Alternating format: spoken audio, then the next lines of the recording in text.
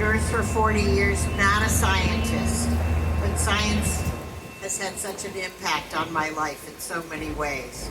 So Huntington's disease, for those of you who may not have heard of it, is actually as prevalent in this country as ALS is. A huge difference, though, is that HD affects people's cognition, thinking, speech, so that people with HD find it very difficult to advocate for themselves.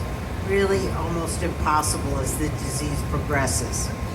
So we all have to be advocates for people with HD and other illnesses like it who can't advocate for themselves.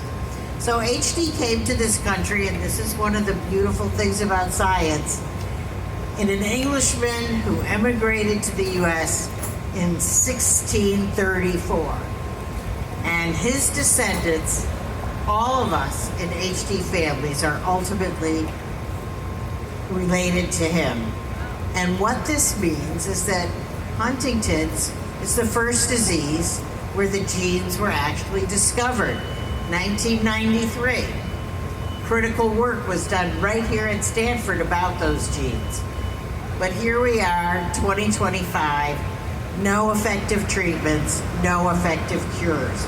And that is not going to change unless we keep funding research.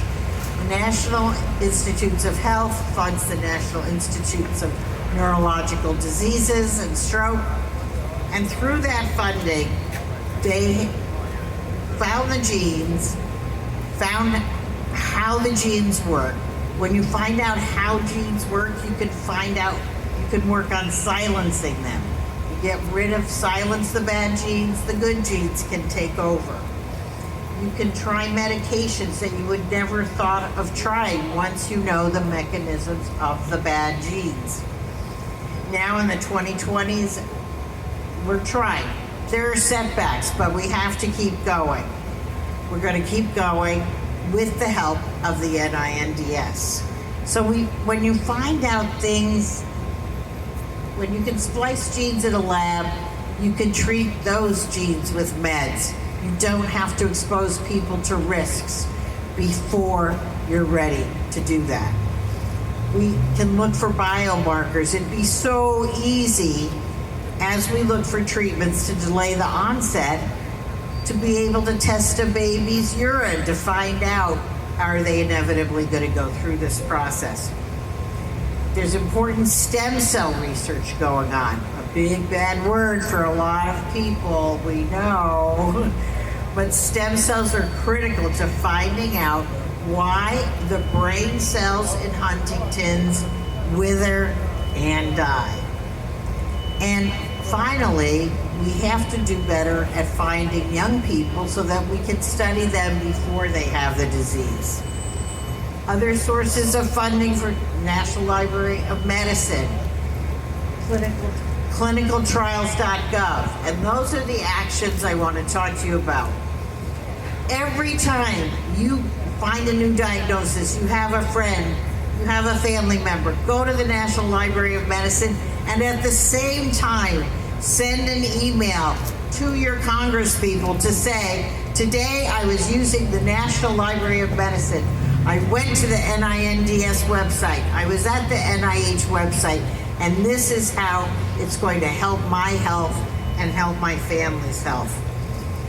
Every time you find out, oh, maybe you have this illness, oh, maybe somebody else has this illness, go to clinicaltrials.gov.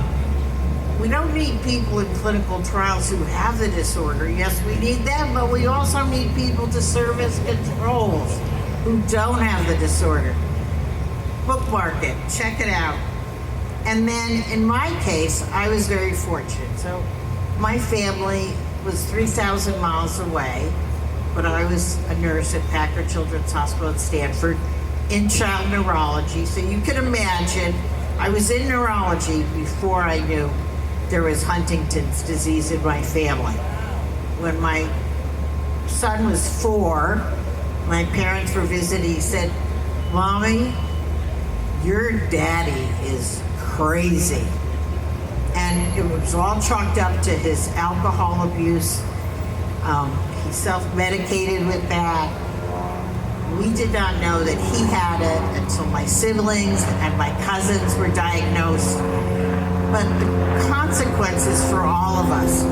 My uncle abandoned his family, ran away with the family fortune.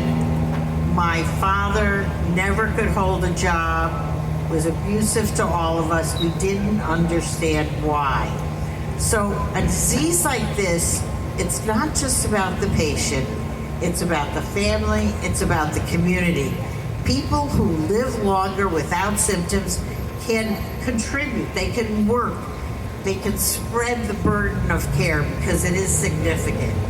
So finally, the last thing, what I want you to do is work to have paid family medical leave. I was so fortunate. I go into the chief of neurology and I'm like, you're not gonna believe it. My sister's 3,000 miles away. She's just been diagnosed with Huntington's. She lives alone. She has no family except for me. I am gonna need time off. And he said, absolutely. But that is a rare, rare experience. And I was lucky. As a nurse, I got 8 paid weeks off a year. And that's what I did with my paid time off. I went back and forth to Washington, D.C. Not many people like me. It's good. The family medical leave law, federal law, does not allow you to have leave for caring for a sibling. In California, we have added siblings to our law. But if you live in another state, you're out of luck if you're in a situation like mine. So whenever you see an opportunity, wherever you work, where your children work, all the big tech firms around here, I can tell you their family medical leave policies are generally awful. So whenever you see an opportunity, your kid's getting a new job, what's their family medical leave policy like? Be aware and advocate for those who cannot advocate for themselves. So thank you all very much. Thank you. Oh, right. So Woody Guthrie, yes, he's the most famous person with Huntington's disease. But his first family did not have it, and Arlo was in that, and he escaped. And he did not want testing, by the way. But Guthrie got off mentally because of the Huntingtons. He was with someone else. He actually had 3 kids, Maureen, and they all bloody well got it and died. It's horrible, but I'm sorry, but I did have to say that. Okay. Yes. So yeah, it is always fatal, and if you have a parent with it, every pregnancy carries a 50% risk. And that goes to my work with Sister District, keeping abortion safe and legal through state legislatures in our country, because it is possible now to diagnose HD in a fetus and in vitro, and you can prevent it. I know families that have chosen that option. It's made such a difference because then they go on to have children without it. And the whole family then can care for the parent who's inevitably going to need care.